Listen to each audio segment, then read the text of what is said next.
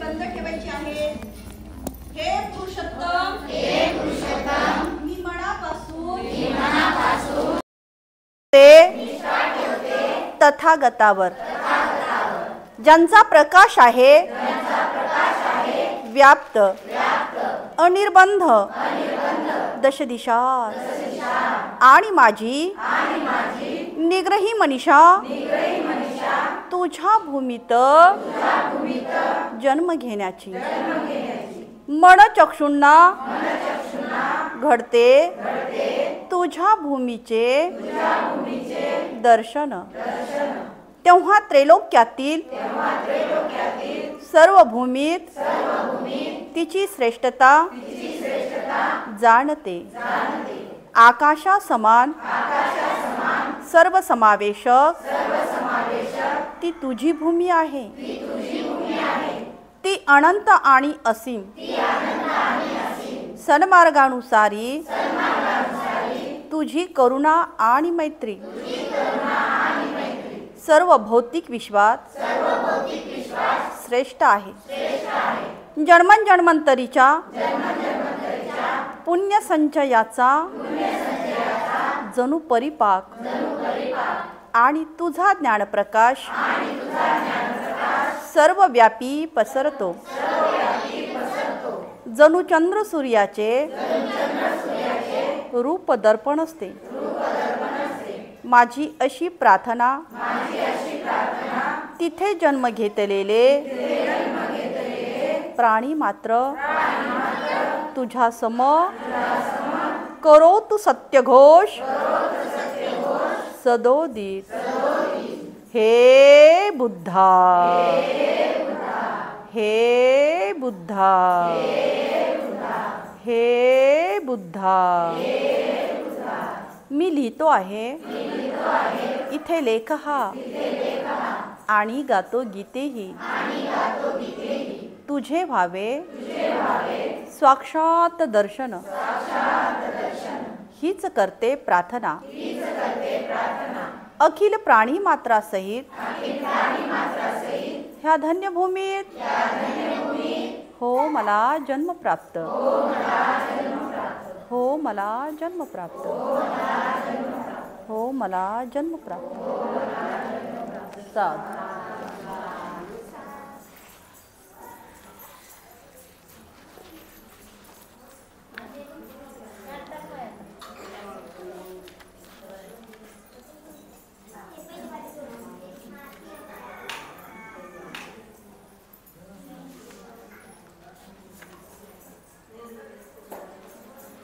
भगवान बुद्ध आणि त्यांचा धम्म या ग्रंथाचं या ठिकाणी पठण होत असताना आपण या ठिकाणी काल जे पाहिलेलं आहे की भगवान बुद्धाबद्दल जे काही टीकाकार आहेत हे टीकाकार आपण कालच्या भागामध्ये पाहिलेले आहे की बुद्धाचे विरोधक काय आहेत.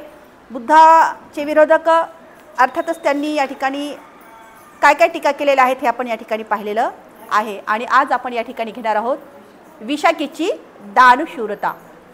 विशाखेची दानशूरता पाहत असताना आपण या ठिकाणी विशाखेचा जो वृत्तांत आहे तिच्या जन्मापासूनची जी काही कहाणी आहे तिच्या जन्मापासूनची कहाणी आपण या ठिकाणी पाहणार आहोत. जी विशाखा आहे ही विशाखा जी मिगार म्हणजे श्रावस्ती नगरीमध्ये तिच्या माता आणि पित्याचं नाव जे आहे आईचं नाव आहे सुमना आणि पित्याचं नाव आहे धनंजय आणि त्यांचं जे राहतं गाव आहे त्या गावाचं नाव आहे भद्रिय. अर्थातच भगलपूर जवळ जे आहे ते भद्रिय आहे. हे विशाखेचे गाव आहे. धनंजनांची ओळख जी आहे ह्या धनंजनांची ओळख एक असा मोठा व्यापारी मोठा श्रेष्ठी असा त्याची या ठिकाणी ख्याती होती किंवा ओळख होती.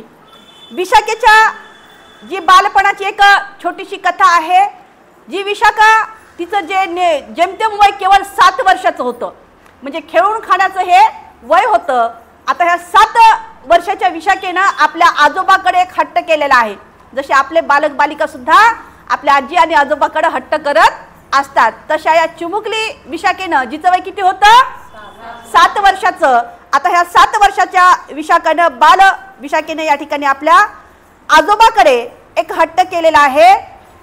ती म्हणते ज्या आजोबाचं नाव होतं मेंढक ती म्हणते हे दादाजी भगवान बुद्ध आपल्या नगरीत येत आहेत आणि त्यांचे स्वागत करून त्यांच्या पावन दर्शनाचे आपले जीवन मी या ठिकाणी धन्य करू इच्छिते, तरी मला दादाजी तुम्ही त्याची अनुमती द्या. कशाचे हट्ट करते ती? भगवान बुद्धाच्या पावन चरणाचं या ठिकाणी नमन करण्यासाठी, त्यांचं वंदन घेण्यासाठी ती बुद्ध जे आहेत त्या नगरीमध्ये येत आहेत आणि त्यांच्या पावन दर्शनाने आपले जीवन ती धन्य धन्य करू इच्छित होती.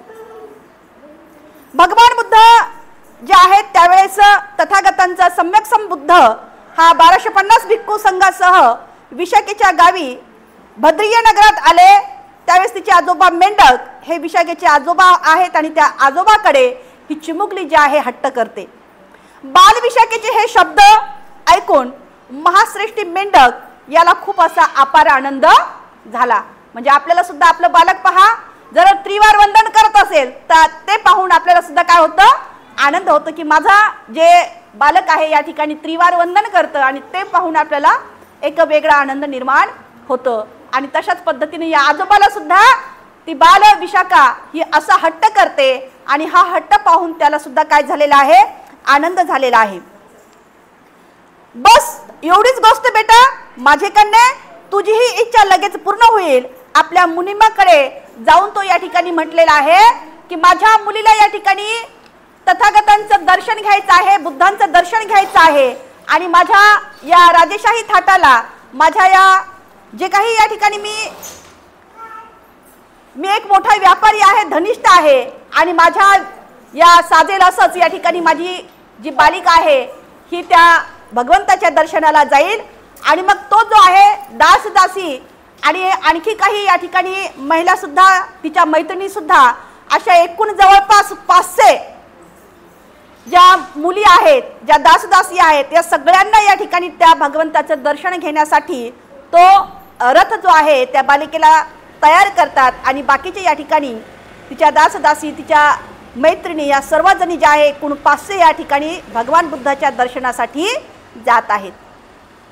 आजोबाने उपलब्ध करून दिलेल्या या सवलती ज्या आहेत तिचा लाभ उठवत विशाखेने आपल्या सर्व जे काही बाल सख्यांसोबत, दासदासी सोबत शहराच्या बाहेर तथागतांना समोर जाऊन त्यांचे भव्य दिव्य असे तिने मात्र स्वागत केलेले आहे. त्यांचे आदरातिथ्य केले आणि अंतःकरणपूर्वक तिने मात्र या ठिकाणी दर्शन घेतले.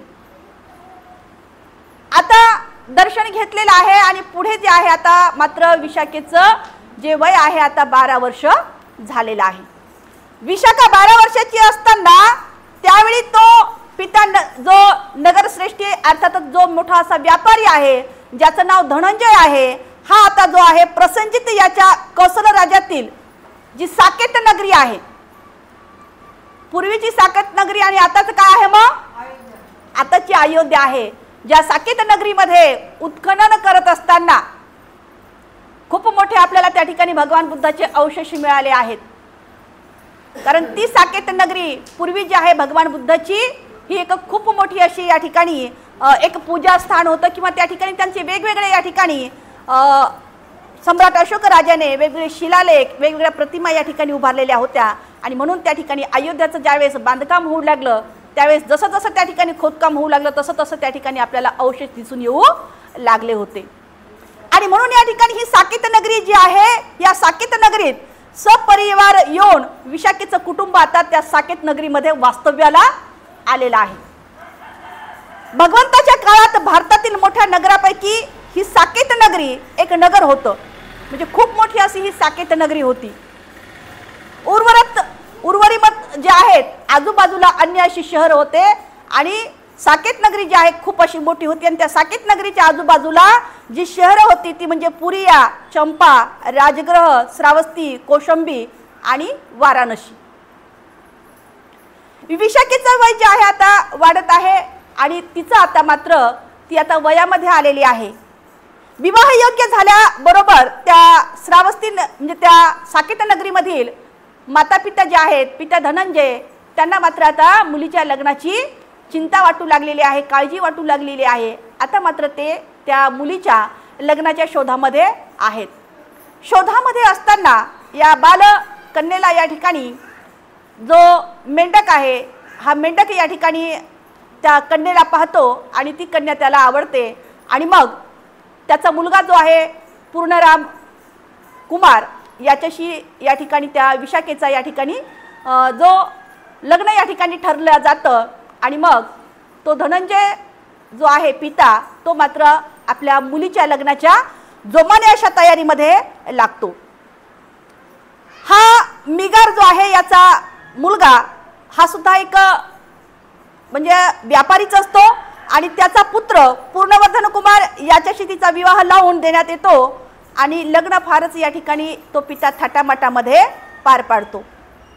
वधू पिता साकेत नगरीचे श्रेष्ठी धनंजयाने आपल्या ऐश्वर्याला शोभेल असे या ठिकाणी भरजरी वस्त्र पारायण, दागदागिने, जड जवाहर, सोन्या चांदीची भांडी, इतरही काही संसार उपयोगी वस्तू निशी मोठ्या थाटामाटामध्ये त्या नववधूची पाठवणी केली। एवढेच नाही तर विवाह पित्यार्थ त्यांनी मात्र आपल्या कन्येला एक असा खास दागिना बनवला होता। तो दागिना 9 कोटी सुवर्ण मुद्रा एवढ्या किमतीचा होता। 9 कोटी सुवर्ण मुद्रा एवढ्या हा किमतीचा होता आणि त्याला घडवणारा जो सुवर्णकार ज्याला घडवण्यासाठी जे मोबदला द्यावा लागतो तो मोबदला या ठिकाणी घडणावर त्याला म्हणतो आपण ही 1 लाख सुवर्ण मुद्रा एवढी ती कर्णावर किंवा घडणावर दिलेली होती। ती अलग ती रत्नजडित कंठहाराचे नाव होते महालता। त्या कंठहाराचं नाव काय होतं? महालता। महालता नावाचा रत्नजडित दागिना गळ्यात वापरून ती नववधू विशाखा जेव्हा श्रावस्ती नगरीत प्रवेश करती झाली तेव्हा मात्र सगळेजण तिची प्रशंसा करू लागलेली आहेत। कंठहार पाहून अनेकांनी आपल्या तोंडामध्ये आनंदाने बोटं घातलेली आहेत। आश्चर्याने पुढील प्रमाणे या ठिकाणी त्यांनी उद्गार काढलेले आहेत की ते म्हणत आहेत, एवढा सुंदर कंठहार सामान्य लोकांनी तर सोडाच, भल्या भल्या या दौलतवाल्याने सुद्धा हा पाहिला नसेल आणि धन्य आहे ती विशाखा। जसे तिचे सौंदर्य हे अनुपम आहे तसाच तिचा दागिना सुद्धा हा मौल्यवान आहे। विशाखेच्या पाठवणीच्या वेळी सर्व पाहुणे मंडळी, स्थानिक श्रेष्ठी, अमात्य हे साकेत नगरीमध्ये जमा झाले होते आणि जमा झालेले असताना त्या ठिकाणी त्या पित्याने अर्थातच धनंजय पित्याने या ठिकाणी 8 पंचांना सुद्धा त्या ठिकाणी बोलावून घेतलं होतं। आता विशाखेची काय होत आहे? पाठवणूक होत आहे आणि पाठवणुकीच्या वेळेस त्या पित्याने 8 पंचांना या ठिकाणी बोलावून घेतलेला आहे। त्यांच्या सक्षम त्यांच्या साक्षीने त्या धनंजय पित्याने आपल्या मुलीच्या सासरच्या लोकांच्या बद्दल पुढील प्रमाणे इच्छा प्रकट केली आणि तो त्या ठिकाणी पंचांना म्हणाला, त्यावेळेस पंचांना तातो हा शब्द वापरत होते। तातो, विशाखा आता आपल्या पितृग्रहाचा निरोप घेत आहे, म्हणजे आपल्या पित्याच्या घराचा निरोप घेत आहे आणि स्वतःच्या हक्काचा, आता स्वतःच्या हक्काचं घर कोणचं असतं महिलांचं? तिच्या पतीचं घर असतं। आता मात्र माझी विशाखा तिच्या स्वतःच्या हक्काच्या पतिग्रही जात आहे। माझी कन्या ही कुशाग्र बुद्धीची आहे, तथापि तिचे वय आणखी फार लहान आहे। कोणत्याही माता पित्याला आपल्या लेकराचं वय लहान दिसतं आणि या पित्याला सुद्धा आपली कन्या आता लहान वाटत आहे आणि म्हणून तो म्हणतो की माझ्या कन्याचं वय आणखी अजून लहान आहे, ती अजून बच्ची आहे, नादान आहे। एखाद्या वेळेस तिच्या हातातून कळत न कळत चूक झाली तर तिच्या हातातून घडलेल्या अपराधाची, खऱ्या आणि खोट्याची शहानिशा करून आपणास योग्य वाटेल तो मात्र न्याय द्यावा, असा या पंचांना या ठिकाणी एक पित्या बोलत आहे। ज्याप्रमाणे पंचांना माझ्या मुलीस योग्य तो न्याय द्यावा अशी विनंती त्या श्रेष्ठी धनंजयाने केली, त्याचप्रमाणे जी आता पती घरी जी विशाखा जात आहे, सासरी नववधूने कसे वागावे, नववधूने कसे राहावे याबद्दल काही शहाणपणाच्या 4 गोष्टी सांगितलेल्या आहेत। म्हणजे पिता जो आहे, बेटा तू आता सासर घरी जात आहे आणि सासर घरी जात असताना तुला मी काही या ठिकाणी या 4 गोष्टी सांगत आहे आणि आपल्या मुलीस समजुतीच्या गोष्टी सांगत असताना तो म्हणाला, विशाखा सासरी नांदताना पतिग्रही पालन करावयाच्या नीतिनियमनाच्या मी तुला 10 गोष्टी सांगणार आहे आणि त्या गोष्टीचे तू मात्र काटेकोरपणे पालन कर, म्हणजे तुझ्या घरी सुख शांती नेहमीसाठी वास करेल, अशा पद्धतीने तो पिता म्हणतो. आणि आता मात्र तो पिता या ठिकाणी आपल्या मुलीला त्या 10 गोष्टी सांगत आहे. पहिली गोष्ट या ठिकाणी सांगतो पिता की बेटा, घरातला विस्तव बाहेर जाऊ देऊ नको. दुसरी गोष्ट या ठिकाणी तिचा पिता सांगतो, बेटा बाहेरचा विस्तव घरामध्ये सुद्धा आणू नको. तिसरी गोष्ट या ठिकाणी तो पिता सांगतो की जो देणार आहे त्यासच द्यायची असते. चौथी गोष्ट सांगतो, जो देत नाही त्यास देऊ नये. पाचवी गोष्ट सांगतो, परत भेट करू शकणार नाही अशा निर्धन व असमर्थ व्यक्ती जर भेटला तर तीच मदत करावी. सहावी बाब सांगतो, तुझे बसणे सुखकर असावे. सातवी गोष्ट सांगतो, तुझे जेवण आनंददायी असावे. आठवी सांगतो, तुझी विश्रांती समाधानकारक असावी. नववी बाब सांगतो, ब्राह्मणाप्रमाणे अन्न परिचर्या करीत जा. 10वी गोष्ट या ठिकाणी सांगतो, अंतर्देवतेच्या सुखाकडे लक्ष देत जा. या 10 गोष्टी ज्या आहेत, आपली मुलगी विशाखा हिला सासरी पाठवणूक करत असताना ह्या 10 गोष्टी हितगुजाच्या आपल्या मुलीला कोण सांगत आहे? पिता सांगत आहे. विशाखेच्या पाठवणुकीच्या वेळी सांगत असलेल्या या सर्व गोष्टी विशाखेचा सासरा नगरश्रेष्ठी, काय नाव होतं? मिगार. आता हा मिगार जो आहे, हा नगरश्रेष्ठी मिगार हा आड लपून मात्र त्या गोष्टी ऐकत होत्या. जसं आपण म्हणतो भिंतीला सुद्धा कान असतात, आणि हा मग त्या गोष्टी आड लपून ऐकत होता. श्रावस्ती नगरीत सुख संपदा, धनधान्य, पैसा अडका या बाबतीत इतर कोणत्याही नगरापेक्षा कमी नव्हती. जसं आपण मागे सुद्धा म्हटलेलं होतं की श्रावस्ती नगरी जी आहे ही बाजारपेठेसाठी प्रसिद्ध होती, आणि या श्रावस्ती नगरी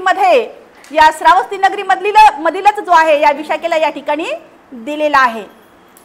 आता हे श्रावस्ती नगरीचं नाव सुद्धा आपण पाहिलं होतं की जे श्रावस्ती नगरी जे आहे की या ठिकाणी असं विचारलं जायचं की भेड असती, आणि मग की भेड असती म्हटल्यानंतर सब असती, सब असती पासून या ठिकाणी श्रावस्ती हे नाव पडलेलं आहे. म्हणजे इथे सगळ्या काही वस्तू भेटतात, आणि ही खूप मोठी अशी बाजारपेठ होती. सासरच्या माणसांनी या ठिकाणी जो आदरातिथ्य त्यांचा करायचा होता, तो मान सन्मान जो करायचा होता, जो सत्कार करायचा होता, जे आहेर आणि उपचार करायच्या होत्या, हे सगळं काही त्या पित्याने मात्र केलेलं आहे. आणि त्या सगळ्याला या ठिकाणी अन्य अशी तोडच नव्हती. या लग्नामध्ये केलेल्या पाहुणचाराची चर्चा जी आहे श्रावस्तीच्या लोकांमध्ये बरेच दिवस चालू झाली. जसं आपणही म्हणतो या ठिकाणी नवरी येते कुणासाठी? नवरदेवासाठी. आणि वरण कशासाठी जातं? आणि मग इथे सुद्धा या धनंजय पिताच्या या जे भोजन दिलेलं आहे त्या भोजनाची जी चर्चा आहे त्या श्रावस्ती नगरीमध्ये कित्येक दिवस या ठिकाणी चालू होती, आणि त्या लग्नाची चर्चा या ठिकाणी त्या श्रावस्ती नगरीमध्ये चालू होती. आता मोठ्या आनंदाने समाधानाने विशाखा आपल्या पती घरी मात्र रवाना झालेली आहे.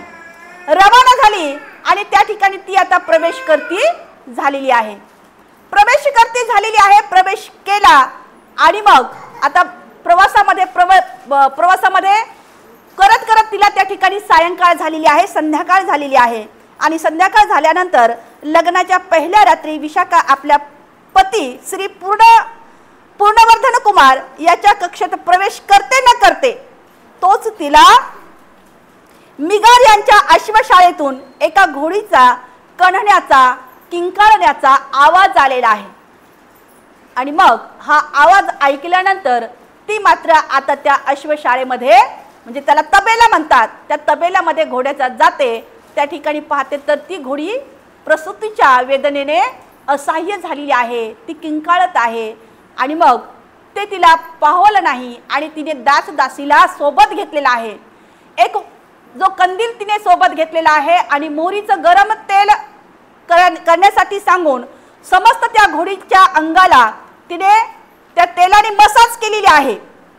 मसाज केल्यानंतर तिला त्या ठिकाणी गरम पाणी करण्यासाठी सांगितलेलं आहे, मसाज केलेली आहे. आणि मग रात्रभर त्या घोडीच्या सेवेमध्ये ही हजर असताना त्या घोडीची सुसेवा एवढी व्यवस्थित केल्यानंतर त्या प्रस्तव वेदनेने विवळत होती आणि विशाखेला ते राहवलं नाही आणि ह्या सर्वांची मालिश करविली. या तिच्या प्रयत्नास यशही आले आणि थोड्याच वेळात अडलेली घोडी जी आहे विना विलंब सुखरूपपणे जी आहे प्रसूत झाली. घोडीची प्रसूत झाल्यानंतर घोडीची काय झालेली आहे, तळमळ त्या ठिकाणी शांत झालेली आहे, थांबली आहे. तिला आराम वाटले आणि तेव्हा कुठे विशाखा निवांतपणे आपल्या कक्षेत परत आली.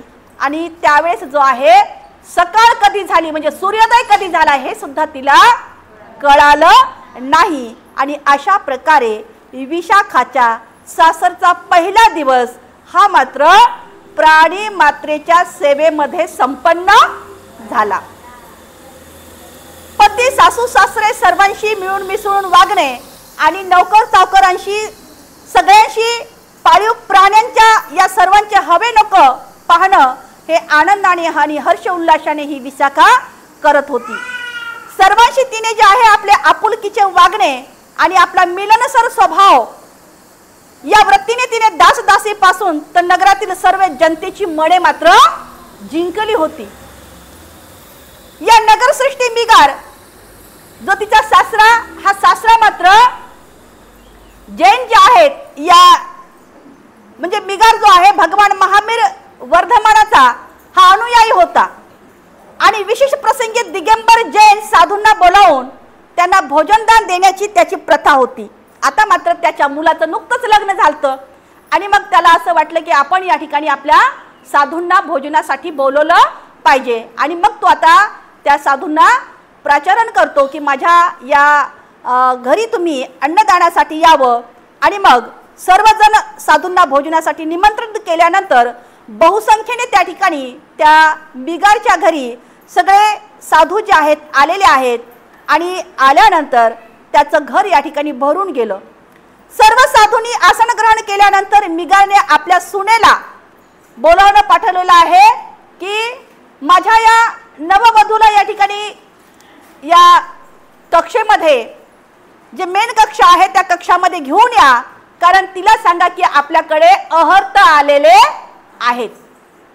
आता ती बातमी तिच्या दासीने तिला दिली. आता तिला सुद्धा खूप आनंद झालेला आहे, कारण तिला सुद्धा वाटलं की मला सुद्धा असं माझं लग्न झालेलं आहे आणि मला या ठिकाणी अहंताचं दर्शन घ्यायचं होतं आणि बरं झालं माझ्या या घरी न सांगता माझ्या घरी या ठिकाणी अहंत आलेले आहेत. आणि त्या खुशीमध्ये ती मात्र आता लगबगीने तयार होत आहे. आणि बरं झालं अहंत स्वतःहून आपल्या घरी आले आहेत, नाहीतरी मला त्यांचे दर्शन या ठिकाणी घ्यायचंच होतं आणि विहारामध्ये मला जायचंच होतं असं या ठिकाणी विशाखा म्हणते आणि आपल्या तयारीस ती लागते. तयारीस विशाखा लागलेली आहे आणि तयारी करून त्या ठिकाणी तिने दानही द्यायचे होते असा मनाशी विचार केला आणि मुख्य कक्षात तिने आता मात्र प्रवेश केलेला आहे. शुभ्र असे भरजरी रेशमी वस्त्र परिधान करून त्या कक्षात तिने प्रवेश केला. प्रवेश करून तिने प्रसन्न चेहऱ्याने अहंतांना वंदन करण्यासाठी आपल्या चेहऱ्यावर प्रसन्नता भाव निर्माण केलेले आहेत आणि कक्षेमध्ये पदार्पण करते न करते तोच तिची दृष्टी सर्व त्या दिगंबर साधूवर आता पडलेली आहे. आणि त्या दिगंबरांना पाहून तिच्या तोंडातून सहजपणे हे शब्द पडले, हे काय आश्चर्य, अहंत कुठे अशा अवस्थेत असतात काय?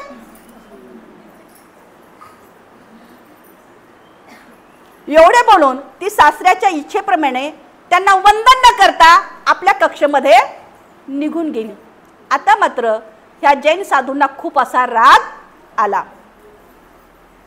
ते दिगंबर जैन साधू क्रोधित झाले आणि मिगार सृष्टीस मात्र ते आता दोष देऊ लागले.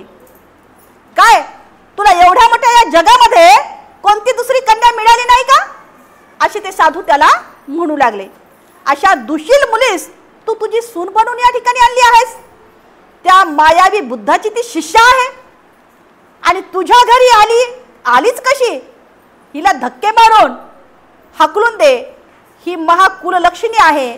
तुझा साऱ्या या घराचाही ती नाश करेल, असं त्या दिगंबर जैन साधूंनी या ठिकाणी तिच्या सासऱ्याला असं वक्तव्य केलेलं आहे.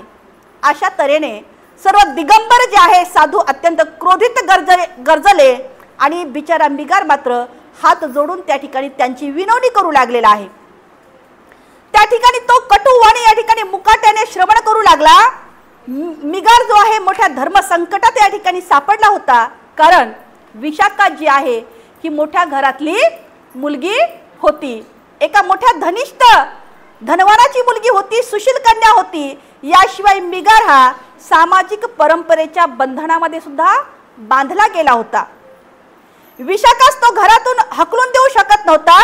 तो साधू समोर त्या ठिकाणी नतमस्तक होऊन मोठ्या विनयाने म्हणाले, आचार्यजी क्षमा असावी, क्षमा असावी. विशाखा ही एक लहान कन्या आहे. ती अजून नादान आहे. छोट्याच्या हातून कळत न कळत काही चुका झाल्या तर त्यास आपल्यासारख्या मोठ्या लोकांनी, ज्ञानी महापुरुषांनी क्षमा करावी. ती माझ्यापेक्षा धनिष्ठ अशा श्रेष्ठीची कन्या आहे, असं तो वक्तव्य जो मिगार आहे तो मात्र या जैन साधूंना करत आहे.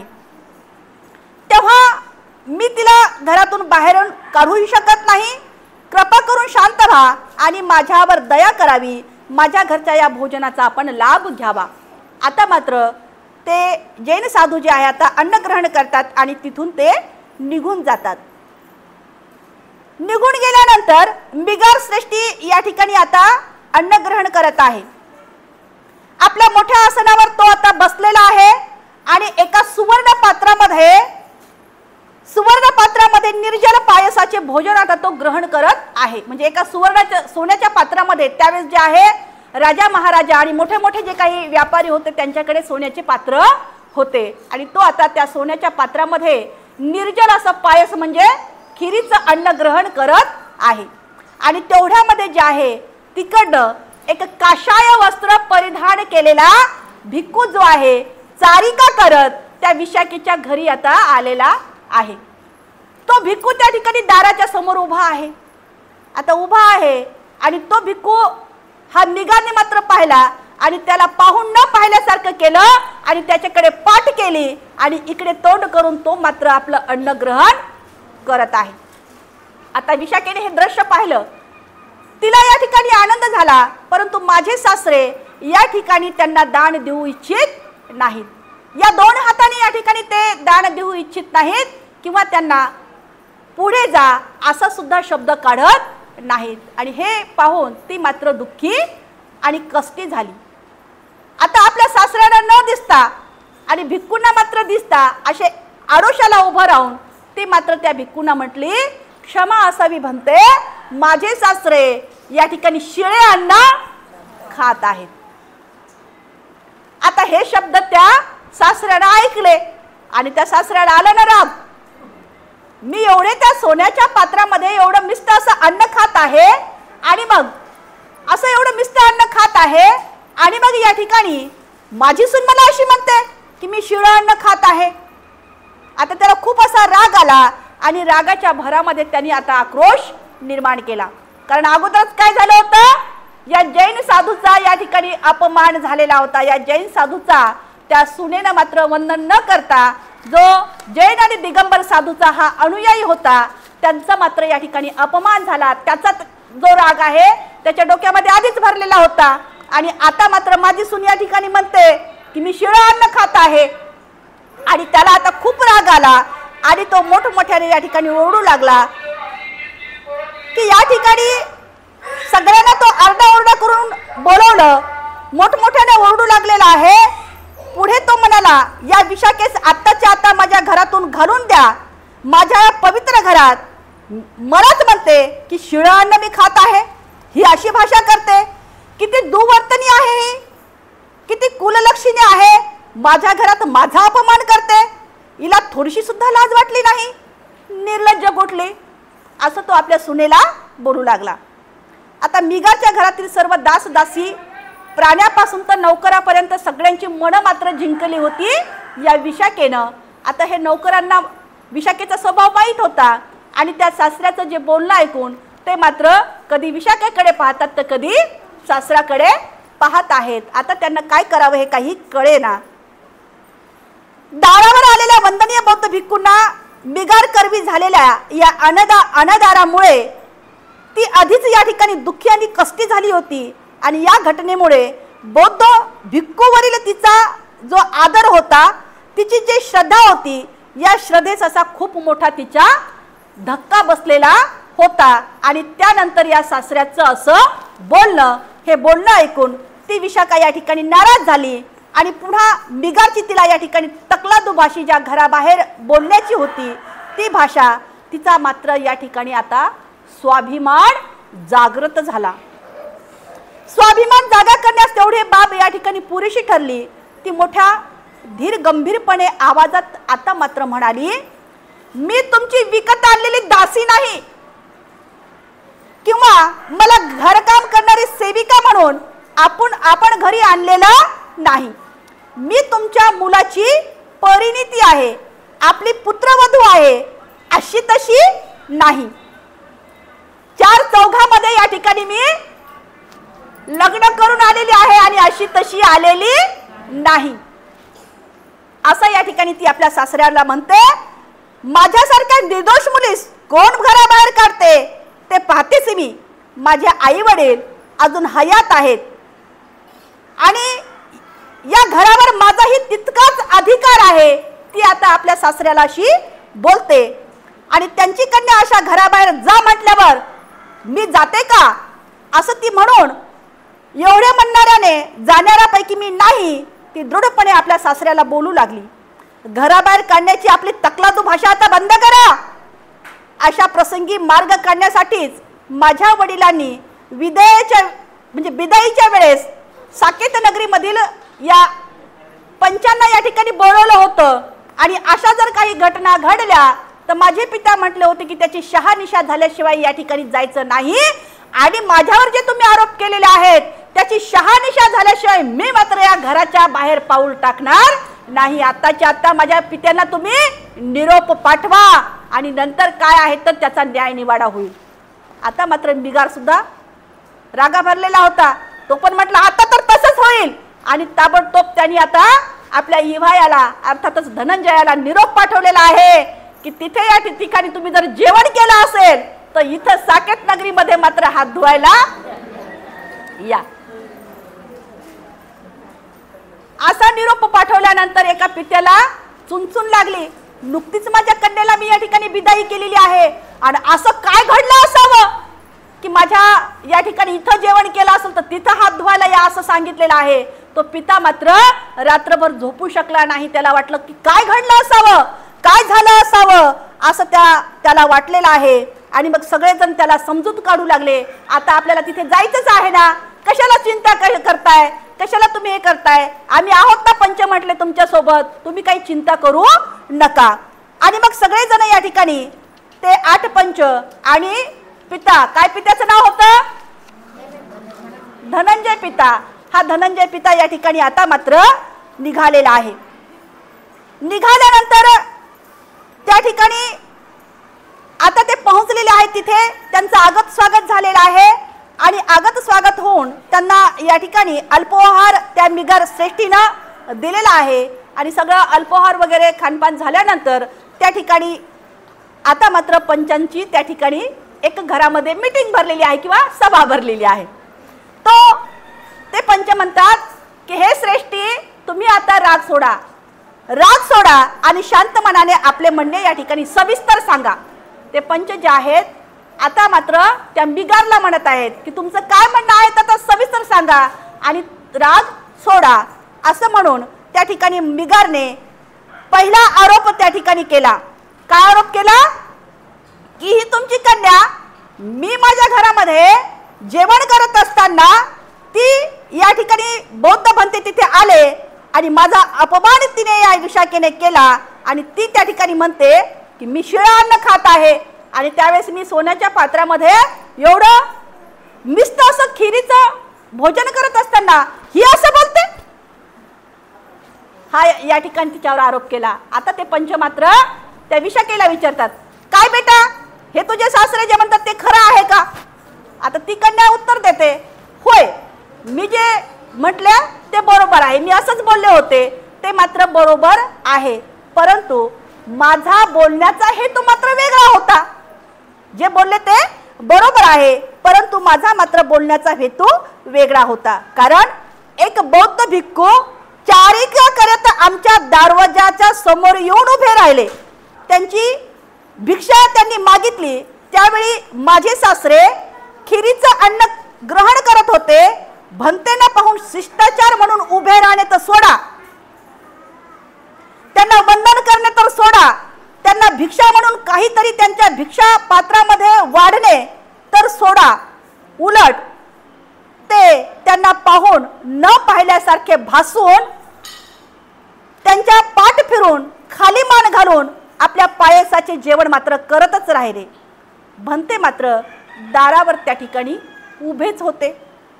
तेव्हा मी विचार केला, माझे सासरे या 2 हाताने दान करून नवीन पुण्य आपल्या पदरामध्ये पाडून घेऊ इच्छित नाहीत, कारण ते नवीन पुण्य कमविण्याच्या प्रयत्नात पडत नाहीत. कारण जुन्या वाड वडिलांनी जे काही पुण्य केलेलं आहे त्या पुण्यावरच हे जगण्याचा प्रयत्न करतात. वाड वडिलांनी म्हणजे आपल्या माता पित्यांनी, आपल्या सासू सासऱ्यांनी, आपल्या पूर्वजांनी जे काही दान धर्म केलेले आहेत त्या दान धर्मावरच माझे सासरे आपली जीवन जगण्याची इच्छा करत आहेत. या त्यांच्या मात्र या 2 हाताने ते दान देऊ इच्छित नाहीत, असं या ठिकाणी ती त्या पंचांना या ठिकाणी सांगते.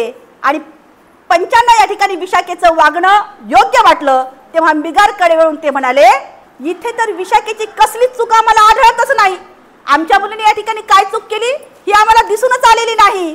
यावर मिगार त्या ठिकाणी निरुत्तर झाला, म्हणजे त्याला उत्तरच देता आलं नाही. थोडे थांबून तो परत म्हणाला, अहो गोष्ट एवढीच नाही ना, एवढ्यावर थोडंच भागते, एवढंच नाही झालेलं आहे. तुमच्या मुलीने आणखीन काही काही पुढे केलेलं आहे. ज्या दिवशी या विशाखेनं माझ्या घरी नववधू म्हणून प्रवेश केला होता ना, त्याच दिवशी माझ्या मुलाची सेवा करण्याचं सोडून द्या. ती आपल्या मर्जीने रात्री इथं तिथं फिरत राहिली. हा आरोप त्या सासऱ्यानं केला.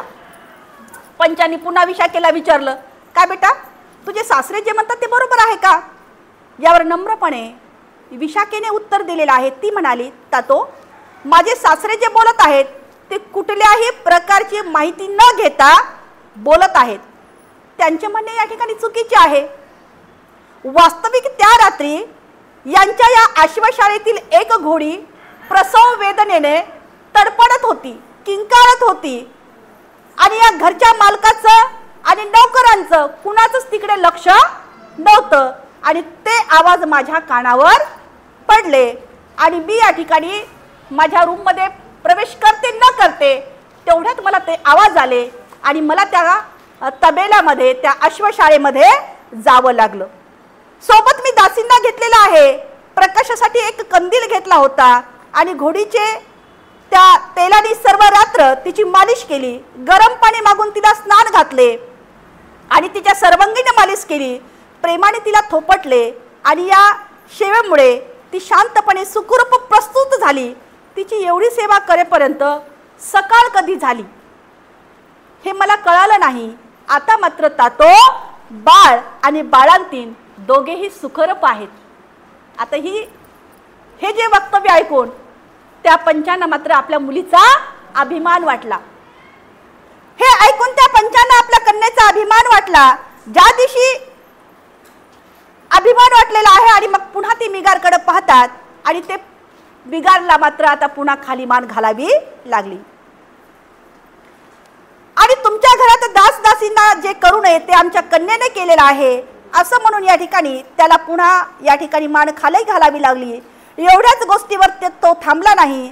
ज्या दिवशी हिची विदाई होत होती ना, आणखी पुढे आहे, ज्या दिवशी हिला वाट लावत होते, ज्यावेळेस हिची विदाई करत होते, ज्यावेळेस मी या कन्येची पाठवणूक करत होते त्यावेळेस हिच्या वडिलांनी हिच्या कानामध्ये कानभरणी केली आणि अशी कानभरणी केली की तिचा बाप म्हणला की घरचा इस तू बाहेर नको नेऊ. आणि असं कुठं बोलणं असतंय का? घरचा विस्तो बाहेर नको नेऊ असे हिच्या वडिलांनी म्हटलेलं आहे आणि आपल्या घरचा विस्तो बाहेर जाऊ देऊ नकोस. आता आपणच या ठिकाणी सांगा की विस्तव विना शेजाराची चूल पेटवायची कशी? विस्तवाची देवाणघेवाण ही या ठिकाणी चालूच राहील की नाही असा तो मिगार त्या ठिकाणी म्हणतो. आता विशाखाला या ठिकाणी खुलासा करावा लागला. आता तो माझ्या वडिलांच्या बोलण्याचा विस्तव हा अग्नीशी प्रेरित नाही, जो जाळ आहे ना त्याच्याशी संबोधित नाही. तर त्यांचा म्हणण्याचं तात्पर्य असं आहे की घरामध्ये काही वडीलधारे सासू सासरे जे कुटुंब आहे त्या कुटुंबामध्ये जर काही वाद झाले, काही म्हटले, काही बोलले तर बेटा ते म्हटलेलं ते बोललेलं तू बाहेर जाऊन सांगू नको बरं. आणि हा विस्तव मग जास्तच पेटला जाईल म्हणून हा विस्तव घरातला तू बाहेर नको नेऊ. एवढं नाही ना, आणखी पुढे म्हटलेलं आहे बाहेरचा विस्तव बी घरात नको आणू. पुन्हा ती विश्लेषण करते की माझ्या पित्याचा म्हणण्याचा उद्देश हा नव्हता की बाहेर बेटा तुला जे काही लोक बोलतील, काही सांगतील, ते म्हटलेलं ते बोललेलं ते सांगलेलं तू मात्र घरामध्ये आणू नको किंवा घरच्यांना सांगू नको. कारण त्या वक्तव्याने सुद्धा या ठिकाणी जो आहे वाद निर्माण होतील, कलह निर्माण होतील, भांडण निर्माण होतील. आणि म्हणून या ठिकाणी हे दोन्हीही वक्तव्य त्या ठिकाणी काय झालेले आहे, खोटे ठरलेले आहेत. मिगार मात्र या ठिकाणी पुढेही त्याची तक्रार चालूच ठेवलेली आहे. तो म्हणतो की जे देण्यायोग्य आहेत त्यांनाच या ठिकाणी देत जावे असं या ठिकाणी म्हटलेलं आहे. तिच्या वडिलांनी बोलले या ठिकाणी अप्रत्यक्षपणे आम्हाला लाजिवण्यासारखं आहे की नाही की ज्याला जे देणारे आहे त्यांनाच देत जा, म्हणजे आम्हाला लाजवण्याचं काम आहे. कारण हिच्या वडिलांना लग्नामध्ये एवढं मोठं दिलेलं आहे, एवढा हुंडा दिलेला आहे, एवढं थाटामाऱ्यामध्ये सगळं काही केलेलं आहे आणि म्हणजे आम्हाला हे लाजिवणाऱ्यासारखं बोलणं आहे की नाही असं सांगा त्या पंचांना या ठिकाणी म्हणतात. त्यावेळेस विशाखा म्हणाली माझ्या वडिलांनी निघताना हे सांगितलं होतं, हे खरं आहे, पण याचा अर्थ असा होत नाही पण परत करीत नाही त्यांना देऊ नको. म्हणजे जर कुणी घेतलेलं असतं बेटा आणि त्यांची परत करण्याची अपेक्षा नसती आणि त्यावेळेस तुला त्रास होईल आणि म्हणून जे परत करत नाहीत त्यांना मात्र देऊ नको. बिगार पुढेही म्हणाला हिच्या वडिलांनी हेही सांगितलं होतं जे देऊ शकत नाहीत त्यांना द्यावे. विशाखेने पुन्हा उत्तर दिलेलं आहे की जे सशक्त आहेत, जे ज्यांना काही दिलं किंवा जे गरीब आहेत, जे लाचार आहेत, जे कमजोर आहेत अशा लोकांच्या त्यांची इच्छा असूनही परिस्थितीमुळे जे काही घेतलेलं आहे ते मात्र परत करू शकत नाहीत. तेव्हा अशांना परत येण्याच्या उद्देशाने तर सहाय्य रूपाने तू या ठिकाणी केलं पाहिजे. पुढे तो म्हणाला की विदाईच्या वेळी हिच्या वडिलांना तुझं बसणं सुखकर आहे असंही सांगितलेलं आहे. आणि मग ती त्याचा आता अर्थ सांगते की माझ्या पित्याचा या ठिकाणी असा उद्देश होता की तुझं बसणं सुखकर का असावं. आता एक खोली आहे, त्यामध्ये सासू सासरे आहेत, आणखी वरिष्ठ मंडळी आहेत. ते जर समजा एखाद्या खुर्चीवर बसलेत आणि ती खुर्ची रिकामी आहे आणि रिकामी आहे म्हणून ती विशाखा त्या ठिकाणी जर बसली आणि पुन्हा तिथून काही कुणी आलं म्हणून ते उठून बोलायला गेले आणि बोलणं झाल्यावर पुन्हा ते त्यांच्या जागेवर बसतील ना येऊन, आणि म्हणून तुला बेटा त्या ठिकाणाहून उठावं लागेल, अशा ठिकाणी तू बसू नको. आणि म्हणून बाळा तुझं बसणं कसं असावं, सुखकर असावं. एवढ्यावरच ते या ठिकाणी थांबले नाही. आता मात्र विशाखा ती स्वतःच या ठिकाणी एका शब्दाचा उलगडा करू लागली की तुझे या ठिकाणी खाणे सुखदायी असावे. याचा अर्थ असा होता की सासू सासरे तथा जे स्वामी जेवण करत असतात त्यावेळेस मात्र समाधानकारकपणे त्यांना जे काही हवं नको ते पाहणं तुझं कर्तव्य आहे आणि म्हणून तुला प्रत्येक वेळेस उठायला नको. आणि म्हणून त्यांचं जेवण झाल्यानंतर तुला मात्र समाधानानं आणि आनंदानं जेवू शकशील. आणि म्हणून बाळा तुझं जेवण हे सुखदायी असावे. पुढे पुन्हा तक्रार सुरूच राहिलेली आहे. तुझ्या वडिलांनी अग्निपरिचर्या करण्यास सांगितली आहे. याचा स्वीकार करीत ती विशाखा म्हटलेली आहे होय तातो.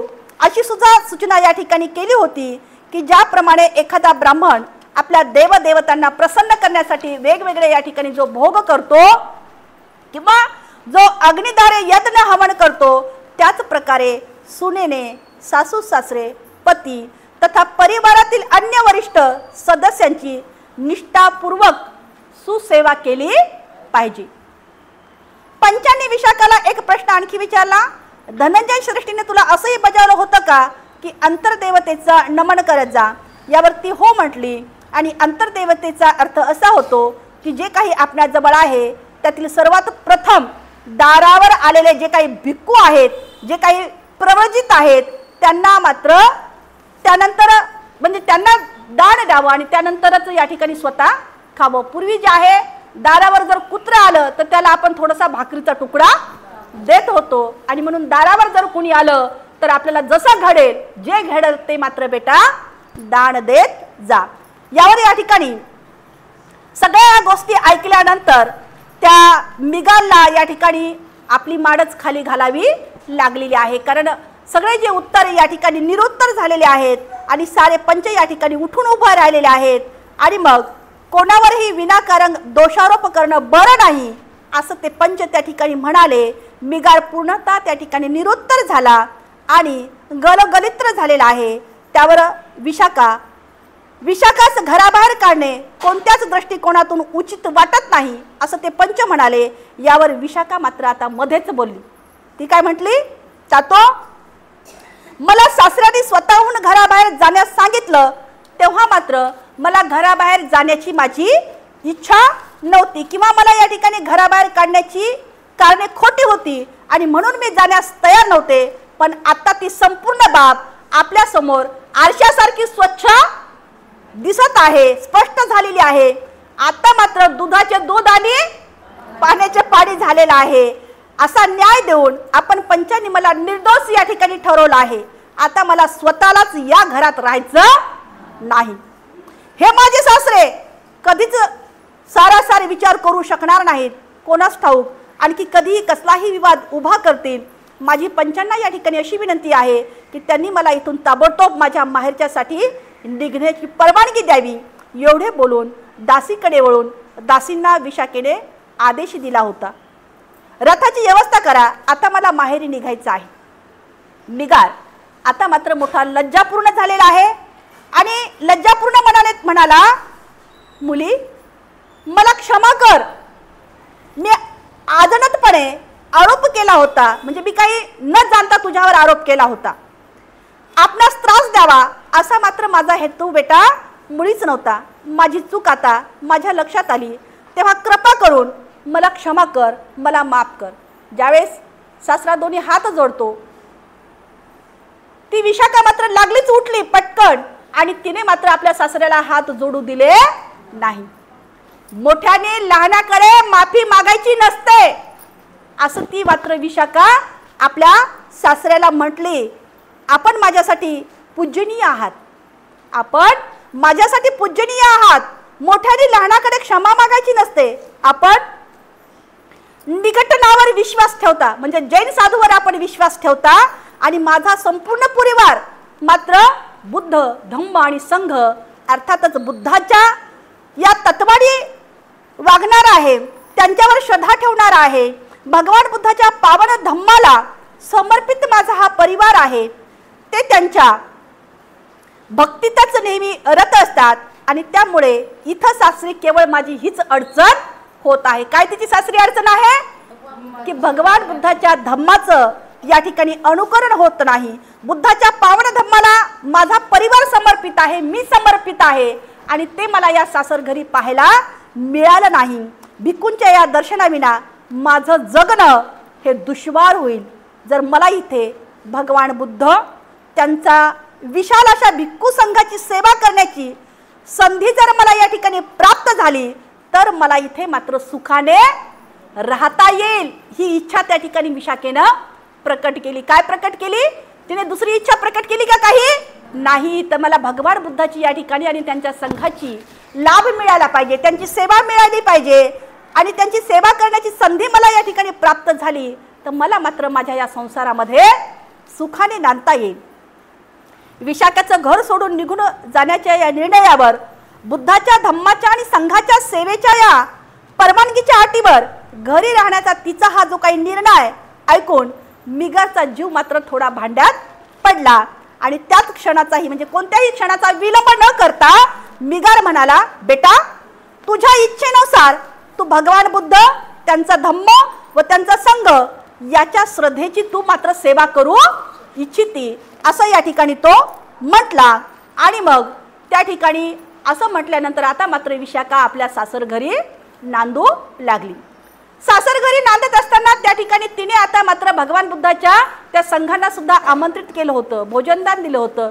एवढंच नाही तर ती आपल्या सासऱ्याला म्हणती की तुम्ही एक वेळेस त्या पेंडॉलमध्ये भगवान बुद्धाचं जे तत्वज्ञान आहे की बुद्धाची जी काही देशना आहेत ती मात्र ऐकण्यासाठी चला.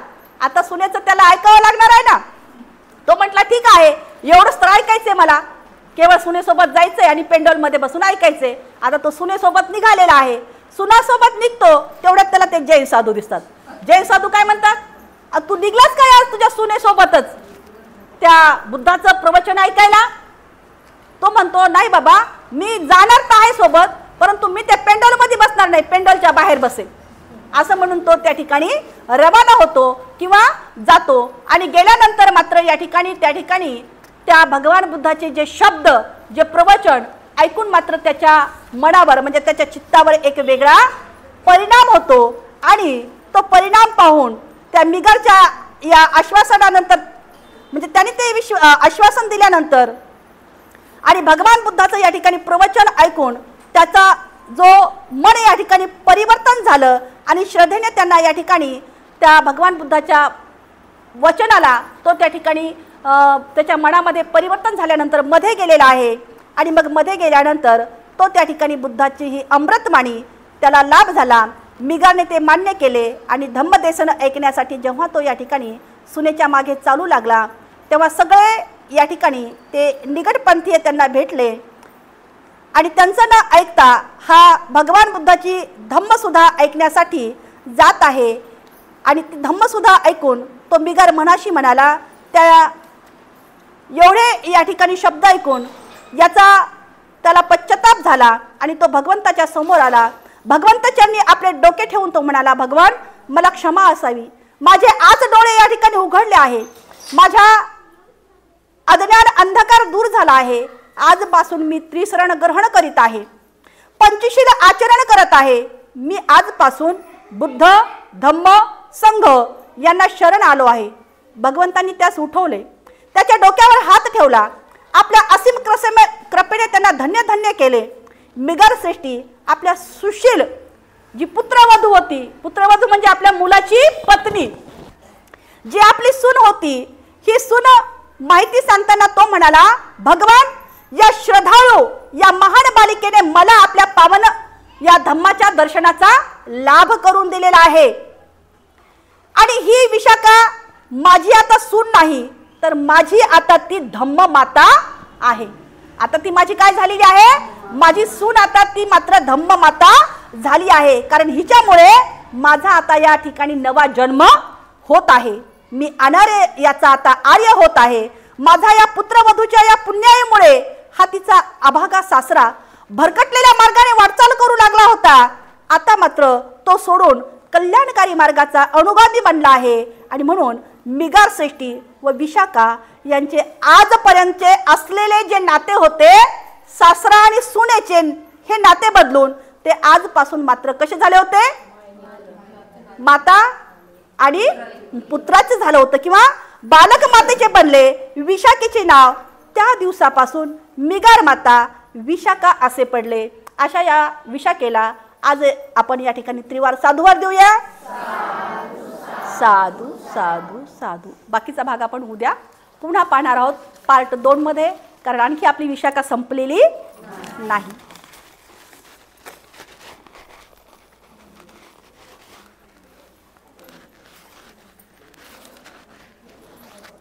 प्रतिज्ञा आपण करूया, जीवसृष्टी आहे असीम,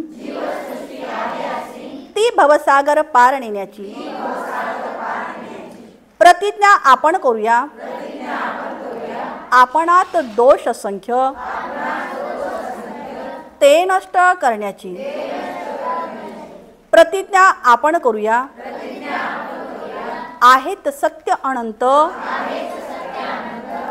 ती पूर्ण आकलण्याची प्रतिज्ञा आपण करूया. भगवान बुद्धांचा अतुल्य मार्ग तो संपूर्ण साध्य करण्याची प्रतिज्ञा आपण करूया. डॉक्टर बाबासाहेब आंबेडकर यांचा रथ पुढे पुढे नेण्याची. साधू साधू साधू. जय भीम महिला मंडळ.